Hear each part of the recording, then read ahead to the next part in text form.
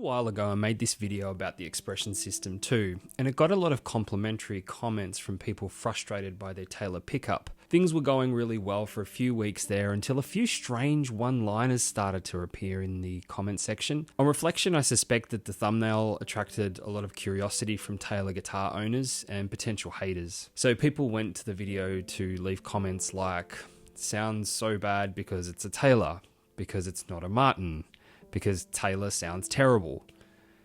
Some people wrote detailed messages on the topic and explained their thinking regarding a range of things related to acoustic pickups more broadly and how the innovations Taylor boast actually negatively affect the tone of their guitars. About 50 comments later, I decided to look into this topic and try to understand why people, number one, take issue with Taylor guitars as a brand, and two, whether these concerns are valid. After doing a bunch of research, I finally determined 4 interrelated reasons. People say their guitars are too bright sounding, they innovate for the sake of innovation, the expression system is a nightmare, and they're too expensive. Let's unpack each of these issues. When it comes to the brightness of the tone, this is the number one complaint from people. It seems to some guitarists' ears, Taylor guitars have an undesirable bright tone. Here I struggle a little because the reality is that tonal preference is subjective. I think it's important to note that tone woods play a significant role in a guitar's sound. Traditional tone woods for acoustics include spruce and rosewood combinations, but Taylor guitars have been known for using a range of woods to build their guitars. There are some who say that Taylor's tradition of using unusual woods is not optimal and mainly about cost saving, but it's important to note that they're not the first to use unusual tone woods. Plus, this is driven partly by efficiencies, but also sustainability, because access to woods is not guaranteed. And it's this approach that's also behind some of the aesthetic beauty of Taylor guitars.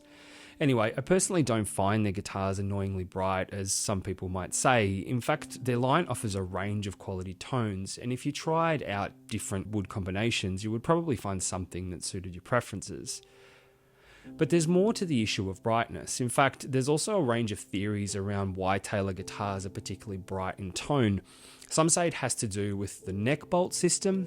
Now, I'm not a luthier, but from what I can gather, the argument is that the neck bolt system stifles lows and biases resonance towards middle and high frequencies. And comparatively, traditional wood joins allow lows to resonate better.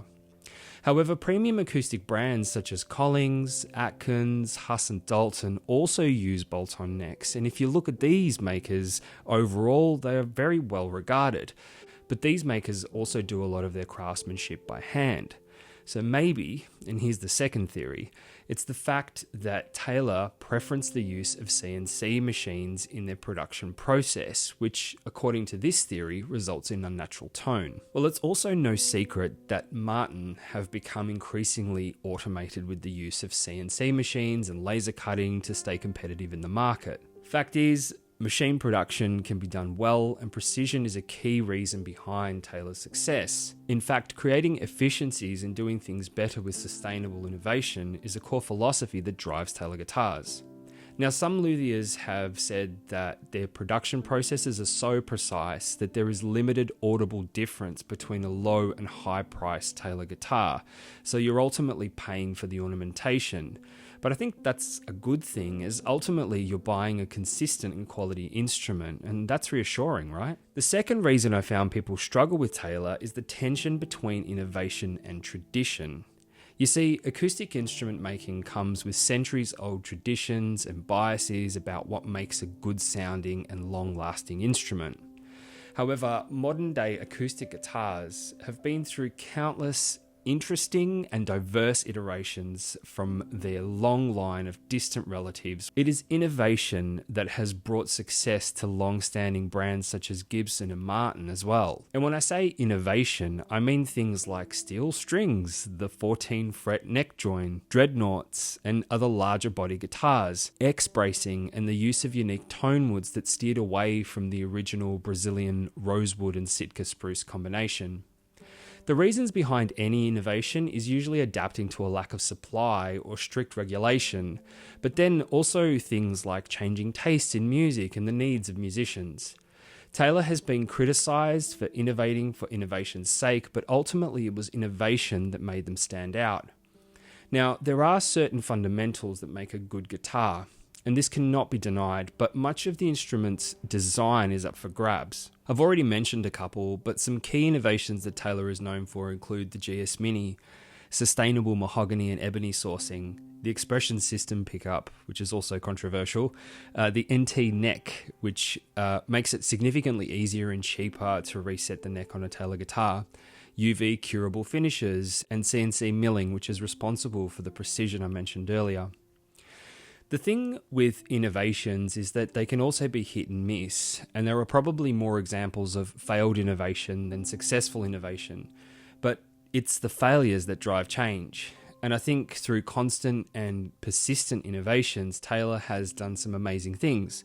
The expression system is a controversial, but I think a very good example of how resilient they are as a guitar maker. And so the number 3 biggest complaint is the expression system is a nightmare.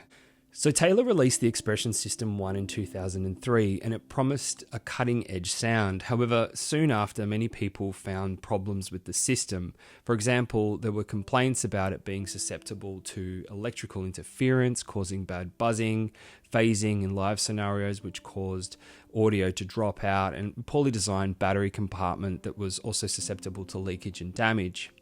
Taylor persisted with the ES1 until they released the Expression System 2 in 2014.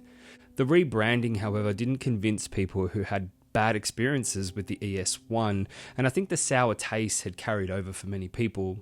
There were also some issues with the release of the ES2. Taylor themselves admit that they could have done more to educate consumers on the pickup's operations and demonstrate how it is an improvement from many other acoustic systems. Now, in my view, all of the issues of the ES1 have been ironed out, and I think the ES2 is one of the best sounding acoustic pickups I've ever heard. There are other excellent pickups out there, but at the end of the day, it really comes down to cost, and to be clear, no acoustic pickup is a replacement for a microphone. If you want to know more about the Expression System 2, check out the original video that ultimately inspired this analysis. Finally, Taylor guitars are too expensive. This is a questionable claim and difficult to validate or debunk without looking at all the possible pricing variables. When you look at Sweetwater, for example, you will notice that Taylor is priced comparative to brands like Martin and Gibson.